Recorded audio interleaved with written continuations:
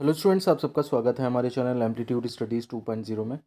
देखिए, आज के लिए वीडियो में हम सॉल्व करेंगे एक फेमस क्वेश्चन है जिसमें कि आपको एक स्क्वायर दिया रहता है और उस स्क्वायर की साइड 4 सेंटीमीटर रहती है और इसके अंदर जो है वो दो क्वार्टर सर्कल होते हैं, एक ये वाला और एक ये वाला।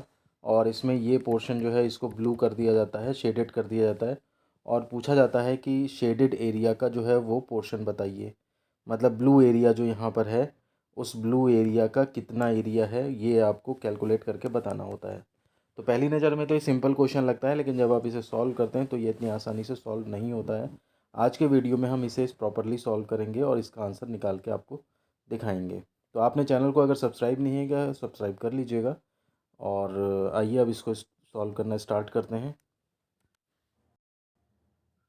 तो देखिए, सबसे पहले तो आप ये मान के चलिए कि सिमेट्री के थ्रू और ज्योमेट्री के बेसिस पे भी हम ये प्रूफ कर सकते हैं कि अगर हम इसका नाम ए बी सी डी ये रख लें और ई पॉइंट यहाँ पर ले लें, तो ये डी सी और ई को अगर हम मिला दें स्ट्रेट लाइन से, तो ये हमारा एक समबाहु त्रिभुज बनता है, इक्विलेटरल ट्राइंगल बनता है।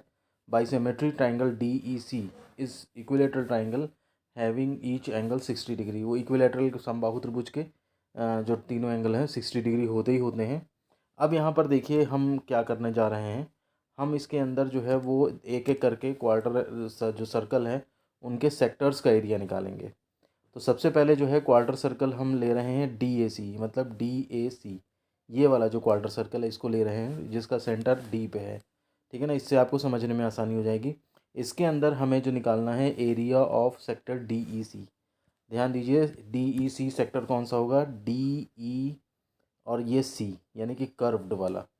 मैं इसको फिर से आपको शो कर लूँ, आप कंफ्यूज मत होइएगा।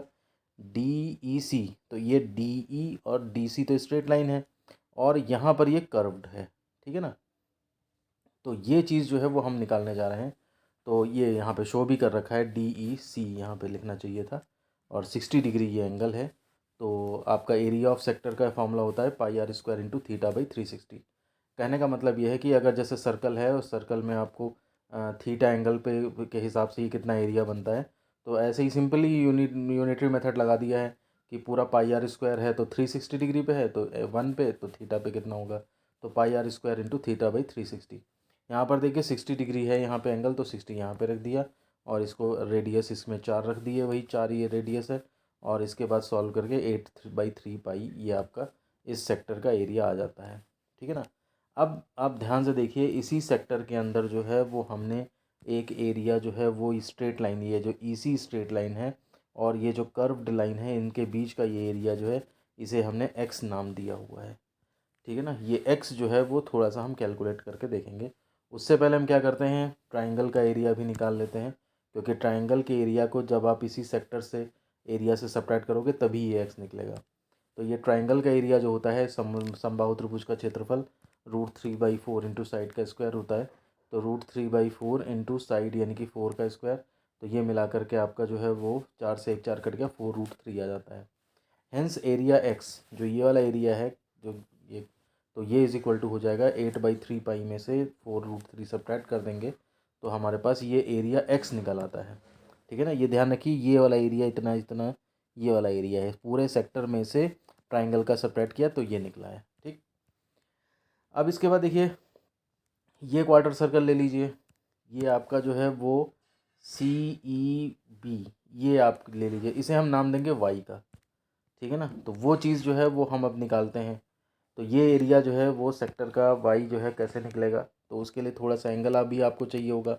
अब आप यहाँ पर ये देख लो, ये पूरा 90 है और ये 60 यहाँ पे था, तो ये बचा हुआ 30 होगा। तो यहाँ से अगर हम ये वाला एरिया का इंक्लूड करें, मतलब इस वाले में एक्स भी शामिल है, ये मान के चलिए आप। ठीक है ना, तो ये वाला जो है in quarter circle C D B having centre at C, इसमें अगर हम एरिया ऑफ एक सेक्टर ई सी बी ये निकालें, ठीक है ना, सी ई बी मतलब ये वाला एरिया निकालें, तो pi r square into theta by 360। अब की बार थीटा 30 पुट हो जाएगा, रेडियस तो वही है, तो ये 4 पाई/3 आ जाता है। ठीक है ना, अब देखिए जब हमने ये वाई भी निकाल लिया है, मतलब ये सेक्टर पूरा निकाल लिया है ना इतना, और हमने ये भी निकाल लिया है अंदर। ठीक है ना, तो अब हम जो है वो एरिया ऑफ शेडेड पोर्शन निकाल सकते हैं। देखिए कैसे निकलेगा।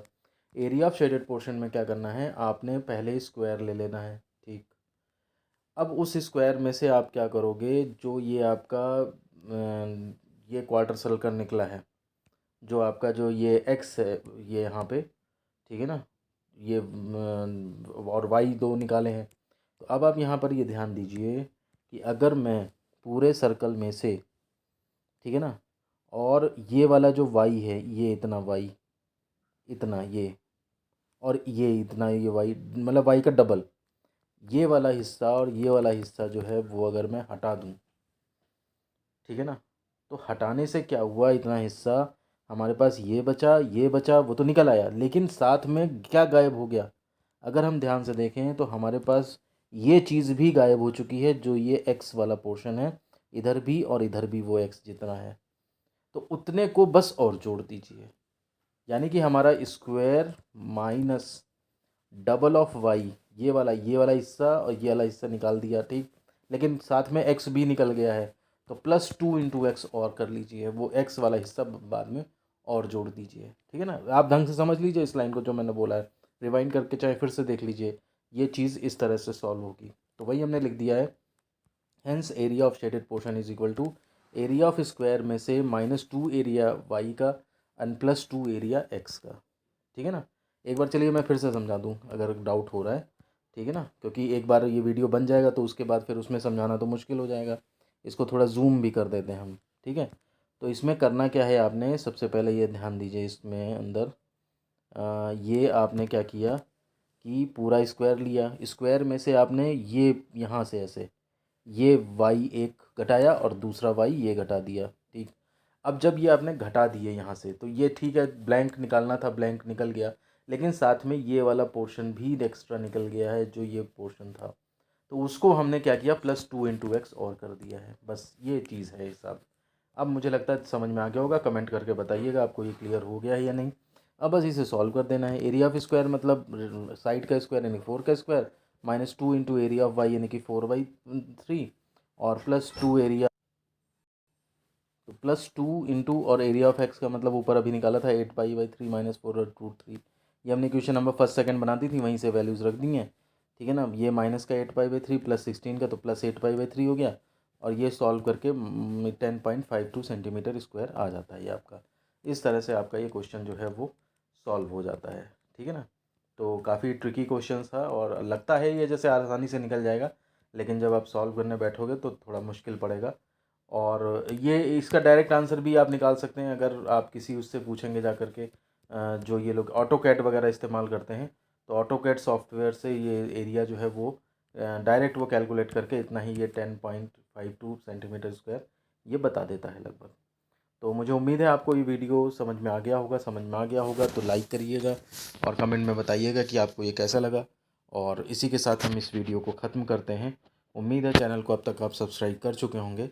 मिलते हैं आपसे ऐसे ही किसी नेक्स्ट वीडियो में। धन्यवाद।